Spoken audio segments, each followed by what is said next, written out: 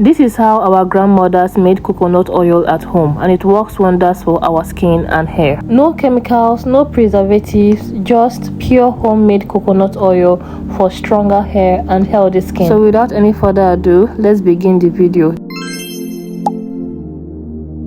The quantity of coconut oil you want to make depends on the quantity of coconuts you are using. If you're a beginner, I'll advise you use either 1 or 2 coconuts in order for you not to get overwhelmed, okay? When you get used to handling 1 or 2 coconuts, you can upgrade to using more coconuts. So in this video, I'm using 2 coconuts. Start by breaking the coconut shell into 2, then begin to separate the coconut from the shell. We won't be needing the coconut shell anymore. Now you need to use knife. Please be extremely careful when scraping out the coconut from the shell, okay, so that you will not end up hurting yourself. You can also use spoon if you can, and you can also seek help just in case you don't know how to go about it. Sometimes I even allow the vendor in the local market to break it for me. We are done separating the coconut from the shell, and it's time to rinse off dirt from the coconut. There's no complicated thing happening here.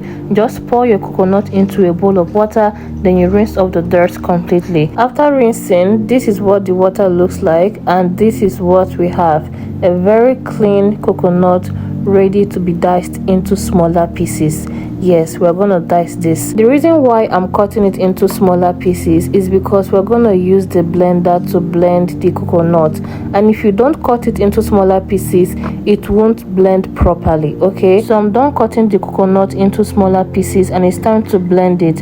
Please and please, I will strongly advise, okay, in order not to overwhelm your blender, do not blend the entire coconut all at once, okay? You might end up spoiling your blender, except if you're using an engine that is stronger than the blender. Then when it comes to the quantity of water you have to pour into the blender, eyeball your measurements. Or you can pour 2 cups of water into the blender, then you blend smoothly.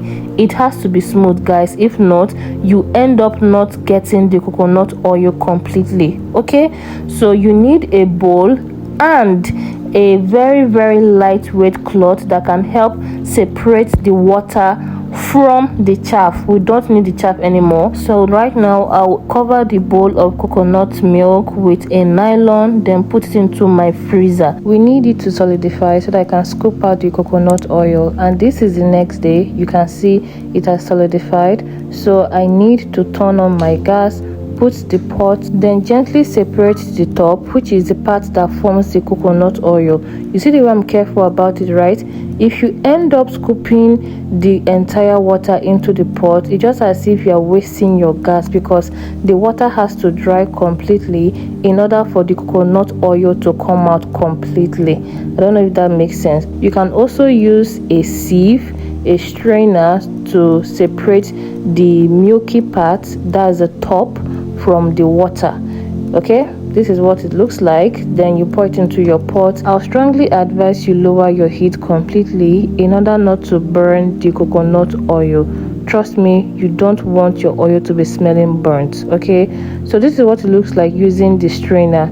It's even much better and it looks faster, okay? So use this method. And as for the water, you can actually use it to make coconut rice. I think you can use it to make coconut rice, so it's not completely useless, okay? Just store it in your fridge or in your freezer.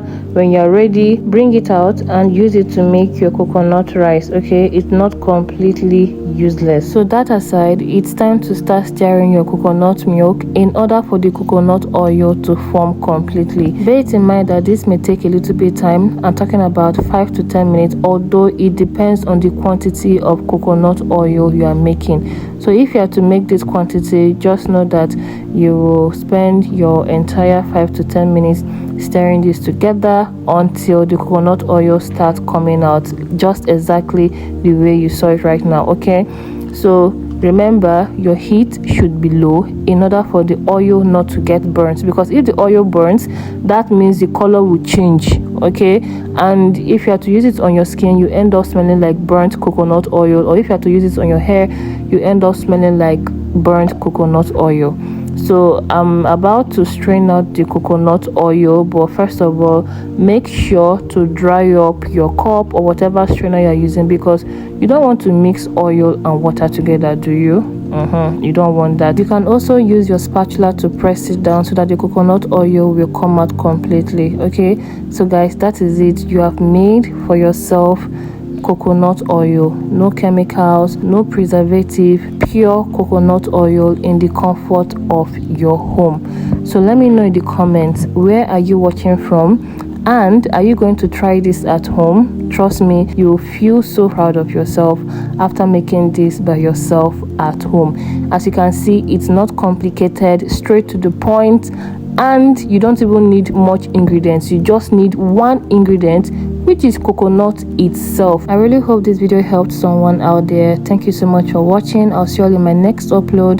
Do not forget to like, comment, subscribe to the channel if you're new, and of course share to your loved ones. Take care.